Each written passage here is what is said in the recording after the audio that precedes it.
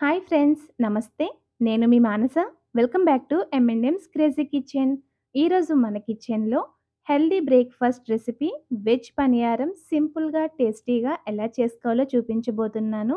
రెగ్యులర్‌గా చేసుకునే పనియారం బోర్ కొడితే ఇలా మరింత హెల్తీగా వెజిటబుల్స్‌తో చేసి పెట్టండి. ఇష్టంగా తింటారు.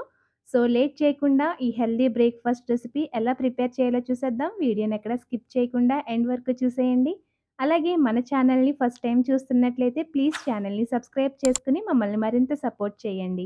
వెజ్ పనియారం చేయడానికి స్టవ్ మీద ఒక పాన్ పెట్టి ఒక టేబుల్ స్పూన్ ఆయిల్ వేసి హీట్ చేశాక పావు టీ స్పూన్ వరకు ఆవాలు, పావు టీ స్పూన్ పసుపు, పావు టీ స్పూన్ జీలకర్ర వేసి కలుపుతూ ఆవాలు చిటపటలాడేంత వరకు ఫ్రై చేసుకున్నాక కట్ చేసి పెట్టుకున్న వెజిటబుల్స్ క్యారెట్, క్యాప్సికమ్, బీన్స్ ఇవన్నీ వేసుకోండి.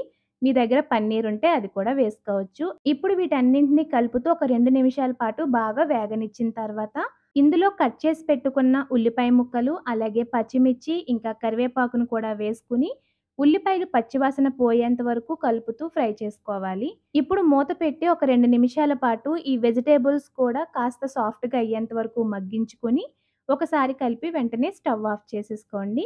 ఇప్పుడు మీ దగ్గర ఆల్రెడీ ఇడ్లీ బ్యాటర్ గానీ, దోస బ్యాటర్ గానీ ఉంటే అందులో ఈ తాలింపంతా వేసేసుకొని బాగా కలిపేసి, గుంత పొంగనాలు చేసుకునే ప్యాన్‌లో ఒక్కొక్క టీ స్పూన్ చొప్పున ఆయిల్ వేసుకొని కాస్త హీట్ చేసుకున్నాక, ఈ పిండిని గుంత పొంగనాల ప్యాన్‌లో వేసి పైన కాస్త ఆయిల్‌ని వేసుకొని, మూత పెట్టి మీడియం ఫ్లేమ్‌లో ఒకవైపు ఎర్రగా అయిన తర్వాత మరొక వైపుకి టర్న్ చేసుకొని, మరొక నిమిషం పాటు ఫ్రై చేసుకొని తీసుకోవడమే. ఇలాగే మిగిలిన వెజ్ పనియారన్స్ కూడా ప్రిపేర్ చేసుకొని మీకు నచ్చిన చట్నీ, కారపొడితో సర్వ్ చేసుకుంటే చాలా బావుంటాయి. చూసారు కదండీ! Healthy breakfast recipe.